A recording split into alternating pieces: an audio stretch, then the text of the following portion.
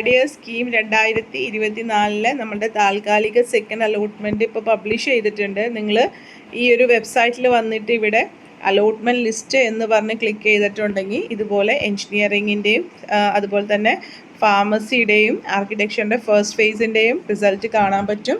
നിങ്ങളിതിൽ click ചെയ്യുക, എന്നിട്ട് നിങ്ങൾക്ക് നോക്കുക ഇതിൽ എന്തെങ്കിലും കംപ്ലയിൻ്റ് ഉണ്ടെങ്കിൽ നിങ്ങളോട് ക്ലെയിം ചെയ്യാൻ പറഞ്ഞിട്ടുണ്ട്. അതുപോലെ തന്നെ ലാസ്റ്റ് റാങ്ക് ഇവിടെ നോക്കിയിട്ടുണ്ടെങ്കിൽ നിങ്ങൾക്കറിയാം second phase allotment engineering B farm first phase architecture എന്ന് പറഞ്ഞിട്ട് ഇപ്പോൾ അലോട്ട് ചെയ്തേക്കുന്ന ലാസ്റ്റ് റാങ്ക് വന്നിട്ടുണ്ട്. അപ്പോൾ ഇതൊക്കെ നിങ്ങൾ കമ്പയർ ചെയ്ത് നോക്കുക. നിങ്ങൾ കൊടുത്തേക്കുന്ന ഓപ്ഷൻസിൽ നിങ്ങളുടെ റാങ്ക് കഴിഞ്ഞിട്ട് അലോട്ട് ചെയ്തിട്ടുണ്ടോ അങ്ങനെയുള്ള കാര്യങ്ങളൊക്കെ നോക്കുക. പിന്നെ വേറൊരു കാര്യം, ഇപ്പോൾ നിങ്ങളിപ്പോൾ നോക്കുമ്പോൾ നിങ്ങൾക്ക് ചിലപ്പോൾ റിസർവേഷൻ ഉള്ളവരാണെങ്കിലും സ്റ്റേറ്റ് മാർക്കിൽ അലോട്ട് ചെയ്തിട്ടുണ്ടാവും. പക്ഷേ കുഴപ്പമില്ല, നിങ്ങളുടെ പ്രൊഫൈലിൽ നിങ്ങൾക്ക് ആ റിസർവേഷൻ കിട്ടിയിട്ടുണ്ടെങ്കിൽ നിങ്ങൾ അങ്ങനെ പരിഗണിക്കുന്നതാണ്. അതല്ലാതെ അത് ഫ്ലോട്ടിംഗ് സിസ്റ്റം ഞാൻ നിങ്ങളുടെ അടുത്ത് പറഞ്ഞിട്ടുണ്ട്. ഈ അലോട്ട്മെൻറ്റ് വരുന്നത് ഒരു ഫ്ലോട്ടിംഗ് സിസ്റ്റം എന്ന് പറഞ്ഞ ഒരു ഇതിലാണ്. നിങ്ങൾ കഴിഞ്ഞ ദിവസങ്ങളിലല്ല, ഈ ഒരു കീമിൻ്റെ അലോട്ട്മെൻറ്റ് വരുന്നതിന് മുമ്പൊക്കെ നിങ്ങൾ കണ്ടിട്ടുണ്ടാകും ഫ്ലോട്ടിംഗ് സിസ്റ്റം നിർത്തലാക്കാൻ പോകുന്നു എന്നൊക്കെ പറഞ്ഞ് കണ്ടിട്ടുണ്ടാകും. അപ്പോൾ അതിൻ്റെ ഒരു ബേസാണ് നിങ്ങൾക്കിങ്ങനെ. പിന്നെ ഞാൻ പറഞ്ഞ പോലെ ആദ്യം തന്നെ നമ്മളുടെ ഓപ്ഷൻസ് എടുക്കുന്നത് സ്റ്റേറ്റ് മെറിറ്റിൽ തരാൻ പറ്റുമെന്നാണ്. അതിനുശേഷമാണ് റിസർവേഷൻ പരിഗണിക്കുന്നത്. സോ ഓപ്ഷൻ അനുസരിച്ചിട്ടും നിങ്ങളുടെ റാങ്ക് അനുസരിച്ചിട്ടൊക്കെയാണ് അലോട്ട്മെൻറ്റ് വരുന്നത് കേട്ടോ. അപ്പോൾ ഇതിൻ്റെ നോട്ടിഫിക്കേഷൻ ജസ്റ്റ് നമുക്കൊന്ന് നോക്കിയേക്കാം.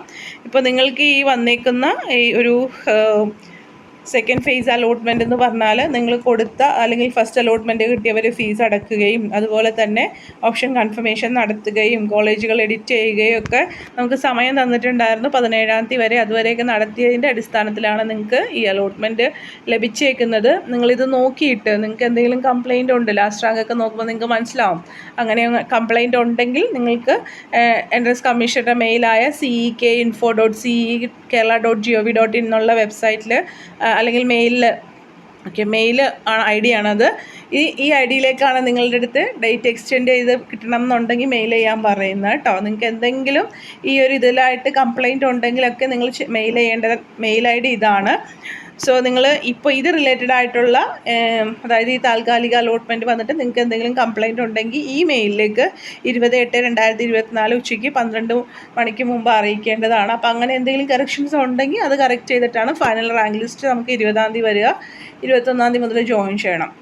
അപ്പോൾ ഒന്നുകൂടി പറയുവാണ്, നിങ്ങൾക്ക് ഈ ഡേറ്റ് എക്സ്റ്റെൻഡ് ചെയ്ത് കിട്ടണം എന്ന് ആഗ്രഹം ഉണ്ടെങ്കിൽ, അതായത് കുറേ പേര് ചോദിച്ച് കണ്ടു എന്ന് നമ്മൾ കഴിഞ്ഞ വീഡിയോയിൽ പറഞ്ഞില്ലേ, അപ്പോൾ അങ്ങനെ ഒരു ആഗ്രഹം ഉണ്ടെങ്കിൽ നിങ്ങൾ ഇതിലേക്ക് മെയിൽ ചെയ്യാണ് ചെയ്യേണ്ടത്. കാരണം 2-3 ദിവസം അവധികളൊക്കെ വരുന്നതുകൊണ്ടും ഒക്കെ നിങ്ങൾക്ക് ആ ഒരു ഡേറ്റ് എക്സ്റ്റെൻഡ് ചെയ്ത് കിട്ടണം എന്നുണ്ടെങ്കിൽ നിങ്ങൾ ഇങ്ങനെ ചെയ്യുന്നത് നല്ലതായിരിക്കും. അത് ജെനുവിനാണെന്ന് എൻട്രൻസ് കമ്മീഷണർക്ക് തോന്നുവാണെങ്കിൽ നിങ്ങൾക്ക് ഡേറ്റ് എക്സ്റ്റെൻഡ് ചെയ്ത് തരും കേട്ടോ. Take care, stay blessed. Thank you.